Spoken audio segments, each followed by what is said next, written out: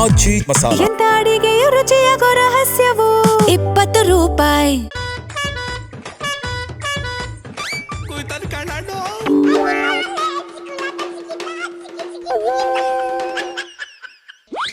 ಗೋಪಾಲಣ್ಣಿ ಜಿರ್ಲೆಗೆ hit ಹೊಡಿತೀನಿ ಅಂತವ ಹೊಂಟಿದ್ದವು.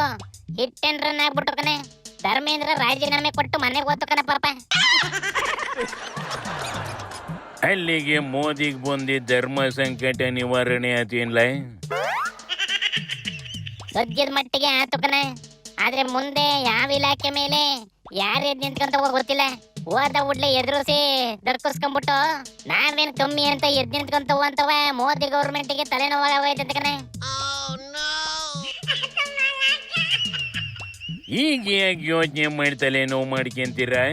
ಅಂತ ಸ್ಟೇಜ್ ಬಂದಾಗ ನೋಡ್ಕೊಳ್ಳೋಣ ಅಂತ ಸಮಾಧಾನ ಮಾಡ್ಲೆ.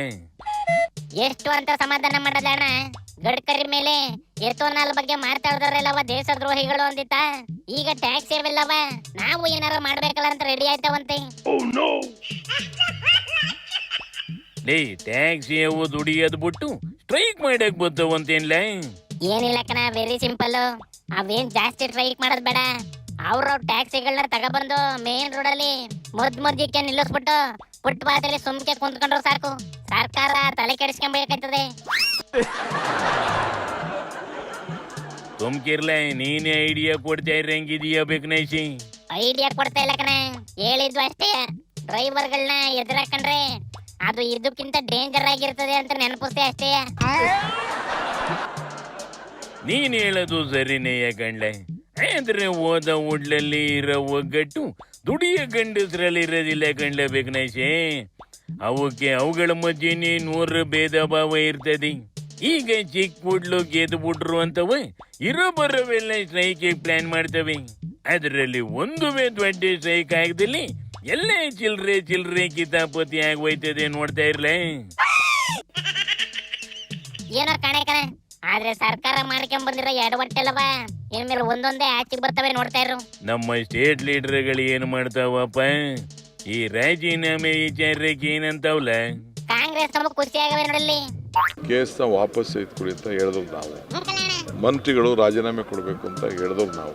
ಶಿಕ್ಷಣ ಸಚಿವರಾಗಿರ್ತಕ್ಕಂಥ ಧರ್ಮೇಂದ್ರ ಪ್ರಧಾನ್ ಅವರು ರಾಜೀನಾಮೆಯನ್ನು ಕೊಟ್ಟಿದ್ದಾರೆ. ದೊಡ್ಡ 4-5 ಪುಟಗಳ ಪತ್ರ ಬರೆದು ಅವರ ಮಹಾನ್ ಸಾಧನೆ ಅಂತೇಳಿ ಹೇಳ್ಕೊಳ್ಳಕ್ಕೆ ಹೋಗಿ ನಗೆ ಪಾಟಲಿಗೆ ಈಡಾಗಿದ್ದಾರೆ. ಎಲ್ಲಾನ ಒಂದ್ ಕಡೆ ನನ್ನ ಕಡೆಯಿಂದ ತಪ್ಪಾಗಿದೆ, ನಾನು ಜವಾಬ್ದಾರಿ ತಗೊಂತಾ ಇದ್ದೀನಿ. ಪೇಪರ್ ಲೀಕ್ ಬಗ್ಗೆ ಎಲ್ಲೂ ಕೂಡ ಇಲ್ಲಿ ಪ್ರಸ್ತಾವನೆ ಇಲ್ಲ. To ensure anti national forces don't take advantage, I am resigning ಅಂತ ಹೇಳ್ತಾರೆ. ಅದೇ ಬಿಜೆಪಿ ಮಾತ್ರ ರೊಚ್ಚಿಗೆದ್ದವ ಕಣೆ. ಅದ್ರಲ್ಲೂ ಸೀಟ್ ರವಿ ಅದ್ರ ಹಳೆ ಭಾಷಣವ ಮತ್ತೆ ಒಸಿ ಜೋರಾಗಿ ಸೌಂಡ್ ಕೊಡ್ಕೊಂಡು ಮಾತಾಡೈತಿ. ಆದ್ರೆ ಅದನ್ನೆಲ್ಲ ಇಲ್ಲಿ ಹಾಕಕ್ಕಾಗದಿಲ್ಲ ಕಣೆ. ಗೊತ್ತೈತೆ ಬುಡ್ಲೆ, ಪಾಪ ಅದು ಅದೇ ಹಳೆ ಸ್ಟೈಲಲ್ಲಿ ಪಾಕಿಸ್ತಾನ ಬಾಂಗ್ಲಾದೇಶ ಸಾಬ್ರು ಹಿಂದೂ ಅಂತ ಏನೇನೋ ಮಾತಾಡಿರ್ತದೆ. ಜನಕ್ಕೆ ಇದನ್ನೆಲ್ಲ ಕೇಳಿ ಸಾಕಾಗೈತೆ ಕಂಡ್ಲ. ಹೊಸದೇನಾರ ಕಲಿಯ ಕೇಳ. ನಾನುವೇ ಕೇಳಿದೆ ಕಣೆ.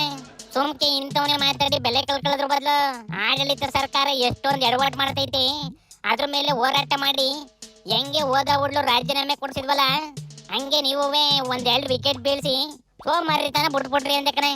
ಅವಕ್ಕೇನ್ ಕೇಳಿಸಿರೋದ್ ಕಾಣೆ.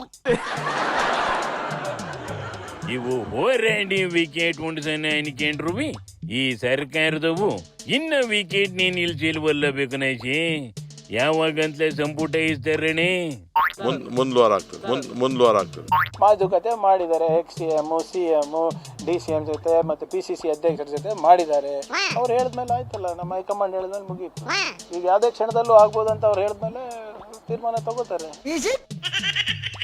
ಕೇಳಿಸ್ಕೊಂಡಿಲ್ಲ ಆಗ್ಲಿ ತಗೊಳ್ಳ. ಯಾರ್ಯಾರನ್ನ ಮಿನಿಸ್ಟ್ರು ಮಾಡ್ತಾರೋ ಹಾಗೆ ಇಷ್ಟೇ ಅಸಮಾಧಾನ ಆಯ್ತವು. ಯಾರ್ಯಾರು ಒಳಗೊಳಗೆ ಕತ್ತಿ ಮಸಿತಾರೋ ಕಾಯ್ದು ನೋಡೋಣ. ನೆಡ್ಲಾತ್ಲಾಗೆ ಶಿವನಿ ಶಂಭುಲಿಂಗ.